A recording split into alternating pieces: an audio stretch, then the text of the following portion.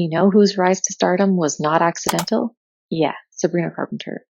Fame found her because of how she balances or struggles to balance these two archetypes. But here's the twist. For years, she's leaned so heavily into her jester side, she almost neglected the magnetic lover persona that the world saw in her all along. The result? A sense of disconnect, both for her and her audience, until she embraced the lover archetype more fully. Before we begin, my name is Preet, and for over a decade, I have worked with hundreds of clients as an intuitive healer, using behavioral psychology to help them build their self-esteem and uncover their genius. The way I see it, if people are going to label you and put you into boxes anyways, why not just pick your own? So whether you're a marketer trying to understand your audience, an author crafting dynamic characters, or just someone trying to better understand yourself, you're in the right place. Welcome back to The Identity Strategist, where we explore the fascinating layers of personality and how we can intentionally use that information to change our lives. Today, we're diving into the unique archetypal blend of Sabrina Carpenter, whose journey to fame reveals more than just talent. Sabrina embodies a lover archetype externally while resonating deeply with the jester archetype internally. Let's start with the lover archetype, the essence of Sabrina's external identity. Lover archetypes are magnetic. They are emotionally expressive and deeply connected to beauty and relationships. They captivate people with their presence and make others feel seen, loved, and valued. Think of brands like Dove or Chanel, soft, inviting, and romantic. For Sabrina, her lover energy shows up in how she presents herself to the world. Her sultry vocals, her glamorous aesthetic, and her emotionally resonant lyrics. You can see it in her music videos like Skin or Nonsense, where she's all about connection and intimacy. Her lover archetype invites us to lean in and to feel something deeper. But here's something about the lover archetype. It's not just about looking beautiful or singing emotional ballads. Lovers thrive on creating authentic connections and relationships with their audience. They are naturally gifted at forming emotional bonds, which is why fans feel so drawn to her. When she leans into this archetype, Sabrina becomes a powerhouse of connection. Yet, for years, something seemed off. Sabrina wasn't fully stepping into this external lover role. While her public image was polished and beautiful, her behavior and humor often leaned into something far more playful and chaotic, and that was the jester archetype. Let's break that down. Internally, Sabrina identifies as the jester archetype, and the jester is all about humor, wit, and playfulness. This archetype's core desire is to live in the moment and bring joy to others, often through their laughter and lightheartedness. Think of the friend that always cracks a joke just at the right time, or the celebrity who is never afraid to poke fun at themselves. The jester loves to entertain, not by being perfect, but by being real, quirky, and unpredictable.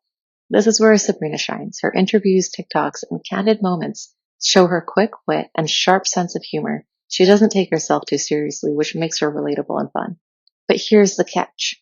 When the jester archetype is someone's internal identity, they often use humor as a shield. Sabrina's jester side desires to be seen as charming and funny, but it can sometimes mask her deeper emotions. Jesters tend to downplay their vulnerabilities, redirecting serious moments into something lighthearted instead of allowing others to see what's beneath the surface. For Sabrina, this internal jester energy clashed with the world's perception of her as a lover.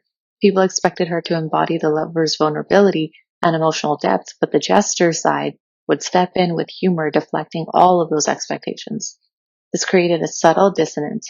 Fans admired her beauty and grace, but couldn't reconcile it with her self-deprecating jokes or chaotic energy. Something just didn't quite add up. For years, Sabrina leaned so heavily into her jester archetype that her lover archetype externally felt a little bit neglected. In interviews, instead of embracing moments of vulnerability, she would often turn to humor. While this made her relatable, it also created a sense that she wasn't fully stepping into the lover's magnetic, emotionally open energy. Fans may have felt this disconnect because she was beautiful, talented, but the deeper emotional connection wasn't always there. It almost felt like she was hiding behind her jester persona, unsure of whether she could fully embody the lover's vulnerability and romantic allure. But over time, something shifted. Sabrina began to embrace her lover archetype more fully, especially within her music. Albums like Emails I Can't Send showcase raw personal lyrics that invite listeners to her inner world by allowing her to be seen as both playful and vulnerable. She bridged the gap between her Jester and Lover archetypes. Sabrina's rise to fame is a perfect example of how archetypes work in harmony. Fame found her because she has the Lover's magnetic charm and the Jester's captivating humor.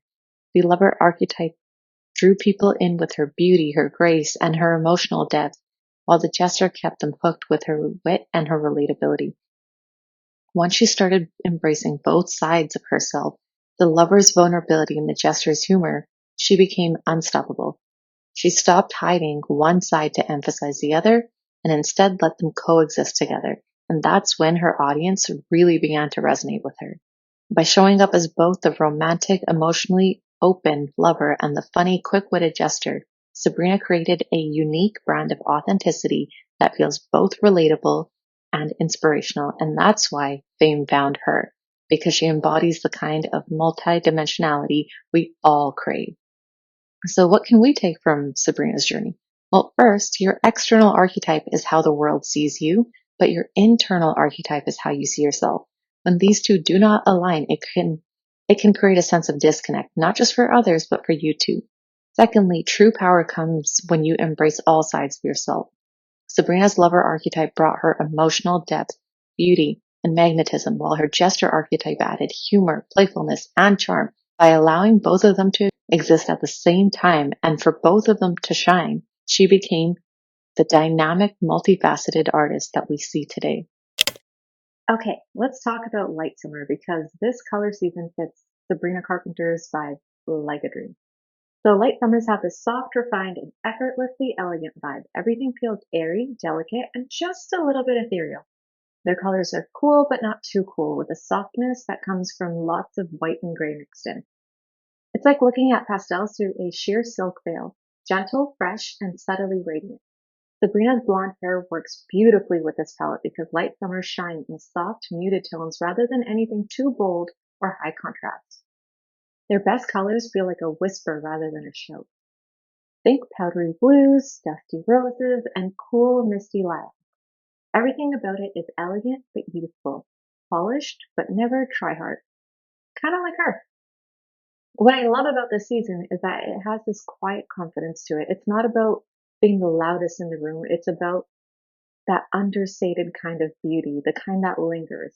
And if there's one thing that Sabrina Carpenter knows how to do, it's making an impact in a way that feels completely natural. Sabrina Carpenter's journey reminds us that fame isn't just about talent. It's about owning who you are, both inside and out.